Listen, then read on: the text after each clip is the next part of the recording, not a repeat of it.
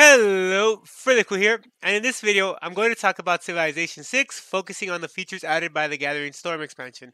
So by this point, Civilization VI has had a number of small DLCs that have added various civs and the major expansion Rise and Fall. So the question is, with the Gathering Storm expansion, is Civilization any better? Is it even worth getting the Gathering Storm? The simple answer is, yeah, absolutely.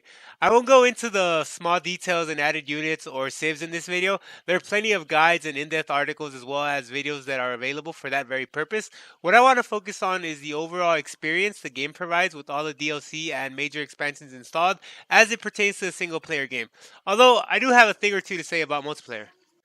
I'll start by saying I have enjoyed just about every aspect of Civilization 6 up to the Rise and Fall expansion. The gameplay is still as addictive as it has ever been, if not more so, and the aesthetics of the game are nothing short of beautiful. Initially, I was a little apprehensive about the more cartoony direction the series took, but it has grown on me, and now I truly appreciate the aesthetics of the game.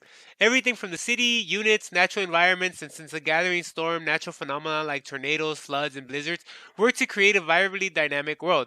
The district's tile improvements and great wonders are excellently representative of human activity, and watching the natural phenomenon turn into natural disasters when coming into contact with the representation of that activity like roads and districts is concerning and yet captivating.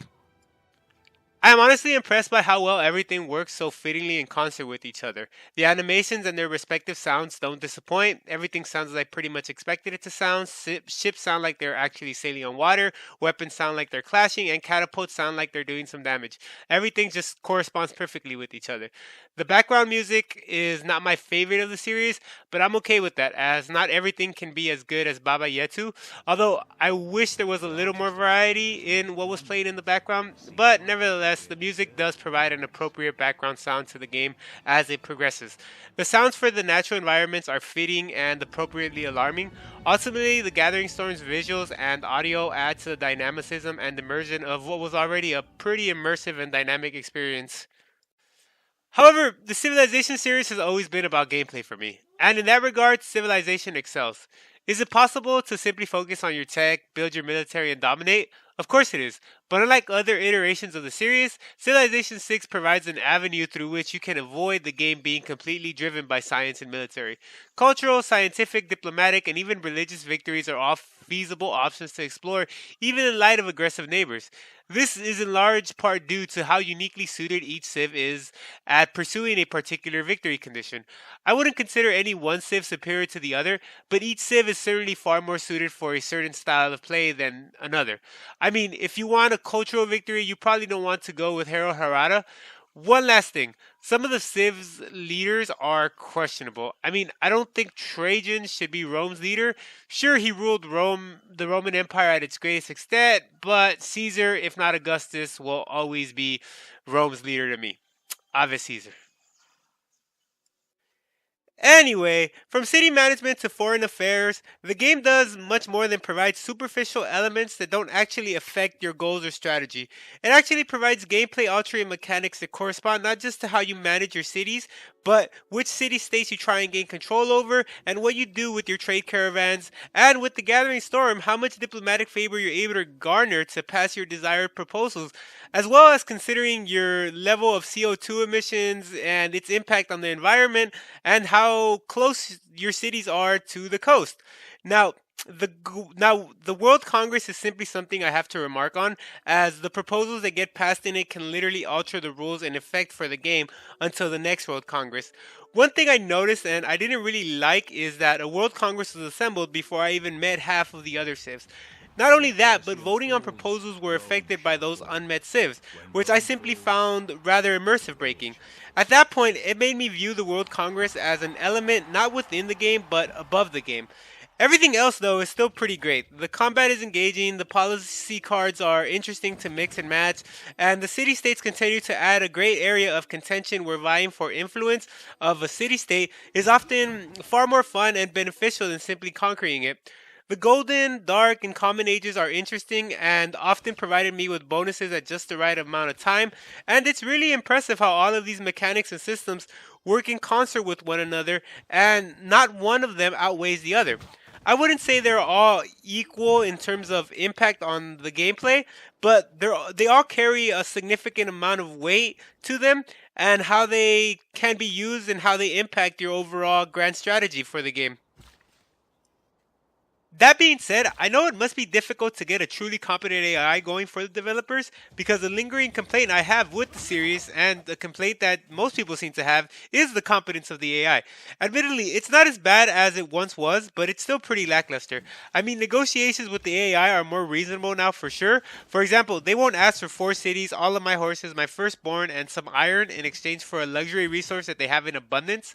Look, I know you don't want to give your luxuries away, but some of the AI demands were and still are simply ridiculous.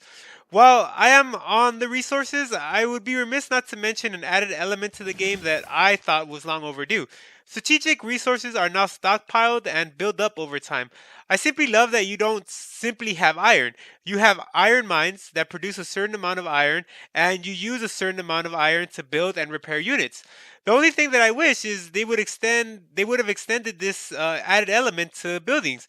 That would really be an interesting dynamic to consider when making decisions on how to use your resources.